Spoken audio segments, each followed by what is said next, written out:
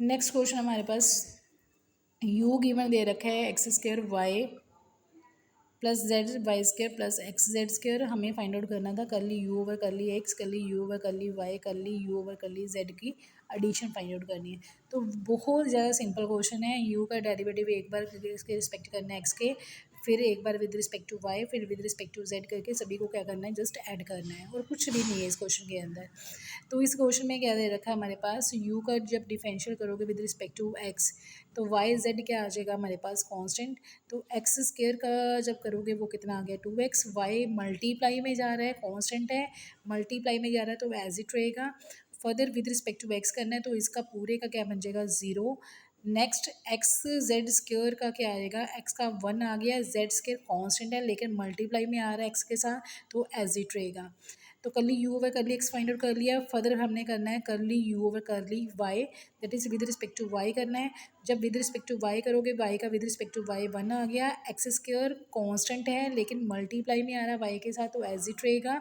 ठीक है, तो z इंटू वाई स्क्वायर का क्या आएगा, z कांस्टेंट है लेकिन वाई के साथ मल्टीप्लाई में आ रहा है तो एज इट रहेगा, और वाई स्क्वायर का फर्दर 2y आ गया हमारे पास। तो नेक्स्ट जो है विद रिस्पेक्ट टू वाई करना है एक्स जेड स्क्वायर का, तो वाई यहाँ पर है ही नहीं, अकेला कांस्टेंट आ रहा है तो इसका पूरे का क्या हमारे पास 0 आ जाएगा। नेक्स्ट है हमारे पास u का derivative with respect to z करना है, तो ये पूरे दोनों ही एक्स वाई कॉन्स्टेंट आ रहा है तो z with respect to z करोगे तो इसका पूरे का 0। z with respect to z करोगे तो z का 1 आ गया, वाई स्क्वायर कॉन्स्टेंट है मल्टीप्लाई में आ रहा है वो एज इट रहेगा। z का रिस्पेक्ट करना है तो x कांस्टेंट मल्टीप्लाई में है वो एज इट रहेगा, z स्क्वायर का फर्दर 2z आ जाएगा। अब तीनों को जस्ट क्या करना, हमने ऐड करना था क्योंकि उन्होंने AC की वैल्यू पूछी थी। तीनों को ऐड करके हमारे पास क्या बन गया, x square plus y square, standard form में लिख लेना है, x square y square plus z square. हमारे पास बन रहा है 2xy प्लस 2yz 2zx, ये बन रहा है हमारे पास तीन टर्म्स का whole square, x plus y plus z का होल स्क्वायर। और जो ऑप्शन दे रखी थी उसके अंदर कोई भी इसके साथ आंसर मैच नहीं हो रहा था।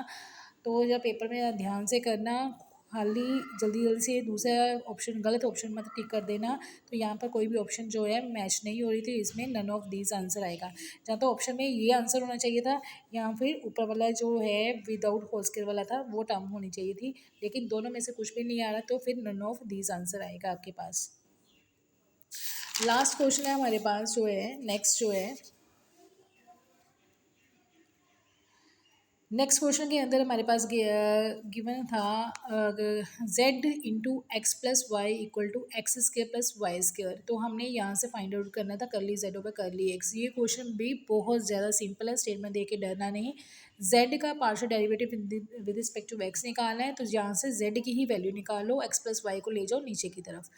तो यहाँ पर u ओवर v का फॉर्मूला अप्लाई होगा। u ओवर v का फॉर्मूला क्या था हमारे पास, जब हमने डिफरेंशियल करना है तो u ओवर v का फॉर्मूला था हमारे पास नीचे v square, v as it u का डेरिवेटिव, फर्दर माइनस आएगा, u ओवर v में माइनस आता है, ये फॉर्मूले ध्यान से याद रखने हैं, u as it further v का डेरिवेटिव।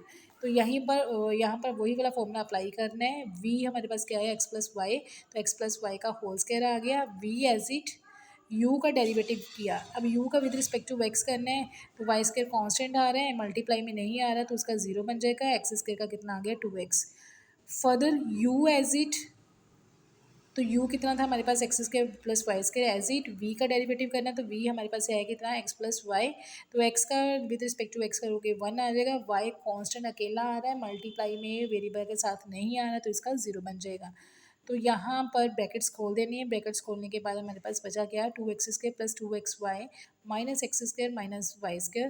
टर्म्स इकट्ठी की, इकट्ठी करने के बाद हमारे पास बना x square minus y square plus 2xy over x plus y का होल स्क्वायर। तो जब ऑप्शन चेक करोगे हमारे पास आंसर बी बन रहा है।